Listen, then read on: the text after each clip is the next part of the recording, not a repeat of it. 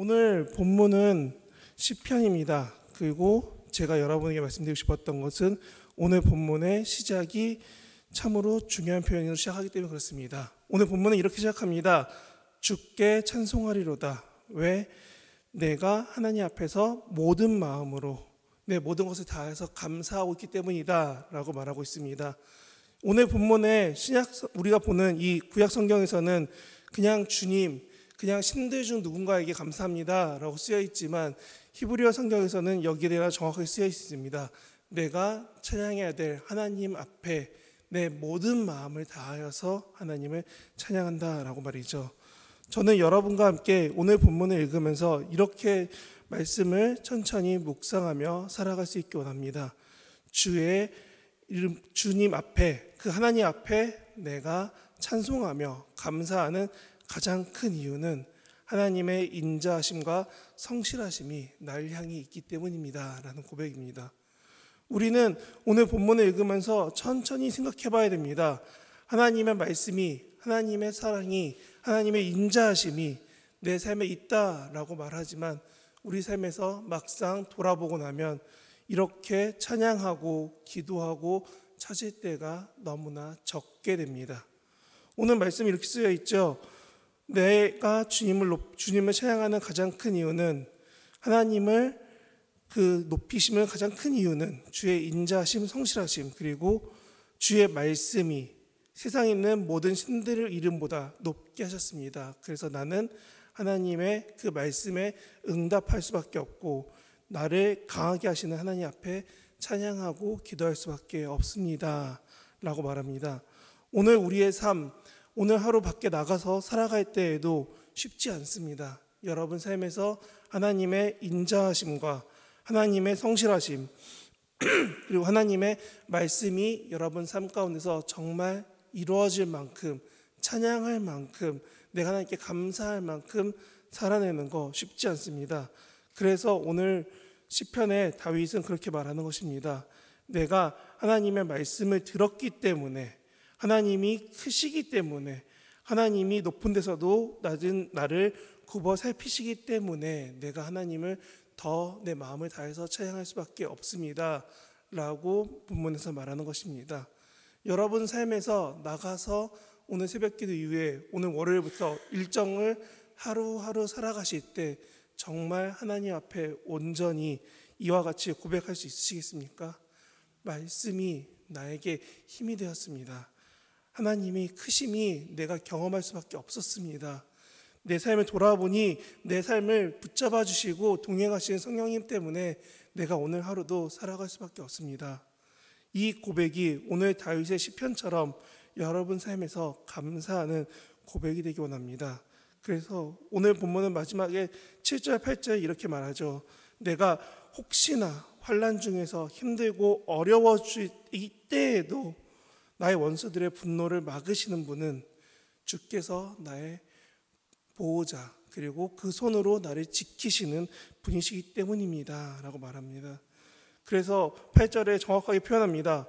여호와여 주의 인자심이 영원하오니 주의 손으로 지으신 특히 나를 버리지 마옵소서. 우리의 삶에서 이와 같은 고백이 계속적으로 지속돼야 됩니다. 써있는 것처럼 7절 8절에 쓰여있는 것처럼 하나님이 나를 지키시고 그 지키심이 동행하심이 보호하심이 계속 하루하루 살아가야 되는데 우리 삶은 이런 고백이 조금 더 멀어질 때가 많습니다. 그래서 우리는 이렇게 말하죠. 8절의 시작이 이렇게 시작합니다. 여호와께서 나를 위하여 보상해 주시리이다. 근데 다른 제가 성경책에 보니까 이렇게 써 있더라고요. 여호와여 보복해 주십시오. 누구를 위해서? 나를 위해서요. 우리는 이렇게 나의 힘듦과 어려움이 다가오면은 쉽게 너무나 어려운 마음을 가지고 하나님 앞에 나와 기도합니다. 하나님, 내가 억울합니다. 하나님, 나를 위해서 이렇게 보복해 주시고 나를 위해서 이렇게 보상해 주시고 나를 지켜 주십시오 라고 말합니다. 근데 오늘 시편 화자는 가장 강력하게 말하는 것은 주께서 나를 그 보호하시는 오른손으로 나를 붙잡아 주시기를, 나를 그 고통과 어려움에서 견뎌낼 수 있게 해주시기를 원하시는 거지. 하나님, 내가 너무 힘드니까 저들을 더 아프고 힘들게 나만큼 어렵게 보복해 주십시오, 보상해 주십시오 라는 의미가 아니라는 겁니다.